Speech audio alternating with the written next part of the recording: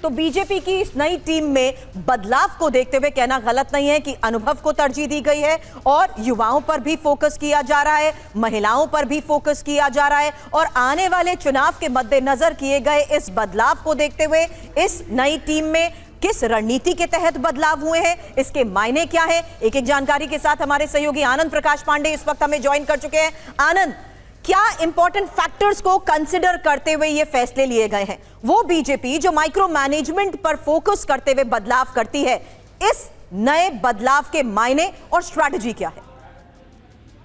देखिए, अगर हम कुछ जो बीजेपी की आज नई टीम आई है उसके अगर कुछ टेकअवेज की बात करें तो इसमें 3-4 टेकअवेज हम ले सकते हैं। पहला ये कि इसमें युवा और अनुभवी जो नेतृत्व है उसको इसमें संतुलन बनाने की कोशिश की गई है।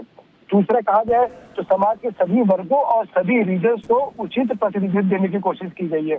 तीसरा, संगठन और जो प्रोफेशनल एक्सपर्टीज है उसके भी उचित समन्वय इस टीम से इसके जरिए करने की कोशिश की गई है। और साथ ही साथ 2029 का जो लोकसभा का चुनाव है, इसके साथ साथ जो अगले साल 5 राज्यों के चुनाव है उसमें कैसे पार्टी और बेहतर कर सकती है उसका भी ध्यान रख के इस टीम की तैयारी की गई है। और आपने इसमें देखा होगा, जैसे कि आप बता रही थी कि सब महिलाओं को उचित प्रतिनिधित्व दिया गया है, युवाओं को उचित प्रतिनिधित्व दिया गया है, क्योंकि जो राष्ट्रीय अध्यक्ष नितिन नवीन है वो खुद युवा है, उसकी उम्र खुद 45-46 साल है। तो ऐसे में उनकी टीम भी हो तो युवा भी हो, साथ ही साथ उसमें एक्सपीरियंस भी हो। तो ऐसे में आप देखेंगे जो पुराने नेता है उनको भी इसमें शामिल किया गया जो संगठन में रह चुके हैं, उसके साथ साथ युवा चेहरों को इसमें जगह दी गई है, यानी कि जोश भी हो साथ ही साथ एक्सपीरियंस भी हो।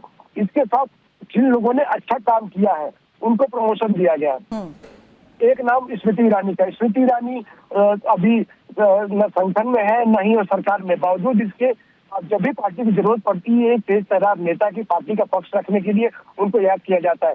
संगठन में जरूरत पड़ती है उनका इस्तेमाल किया जाता है, महिलाओं जुड़े मुद्दे और युवाओं जुड़े मुद्दे उनको आगे किया जाता है, तो उनको महासचिव बनाया गया है।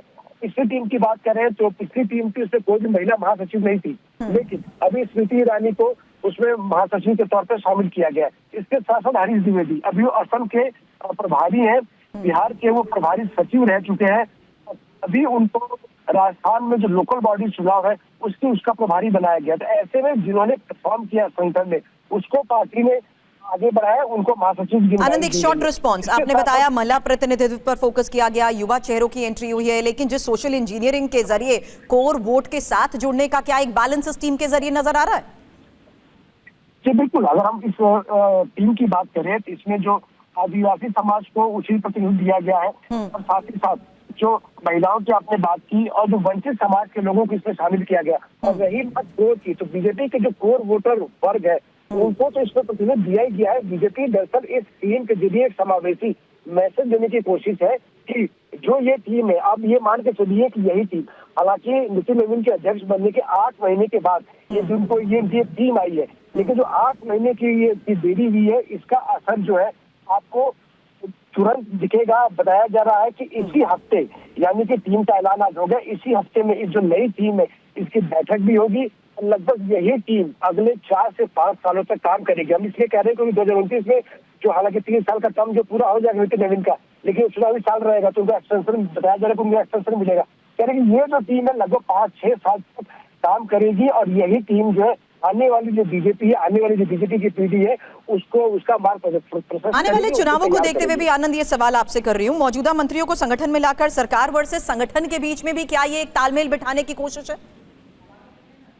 जी बिल्कुल, अगर आपके पास अनुभव है वो संगठन का हो या सरकार का हो तो जाहिर तौर पर वो काम आता है। और यही वजह है कि इसमें आपने स्मृति ईरानी को देखा। स्मृति ईरानी केंद्रीय मंत्री रह चुकी है और बीजेपी की राष्ट्रीय महिला मोर्चा की अध्यक्ष रह चुकी है, तो उनको पास संगठन का भी अनुभव है, सरकार का भी अनुभव है, तो उनका अनुभव जाहिर तौर पर पार्टी में काम आएगा। इसके साथ साथ पीयूष गोयल वो पहले कोषाध्यक्ष रह चुके हैं, उनके पिताजी कोषाध्यक्ष रह चुके हैं और पीयूष गोयल जो है अमित शाह की टीम में केंद्रीय मंत्री रहते हुए कोषाध्यक्ष थे, तो उनके जो ऐसे एक्सपर्टीज है सरकार का, संगठन का और ये ट्रेजरर के मामले में वो आगे काम आएगा। तो ऐसे में जाहिर तौर पर सरकार, संगठन, युवा, महिला सभी वर्गों को एक साथ लेकर इस टीम को तैयार किया गया। और इसलिए हम बार बार कह रहे हैं कि ये जो टीम है ये सिर्फ नितिन नवीन के एक टर्म के लिए नहीं है, बल्कि ये बताया जा रहा है कि अगले 5 साल के लिए ये टीम आगे काम करेगी और आगे जो पीढ़ी जो है उसको ये तैयार करेगी।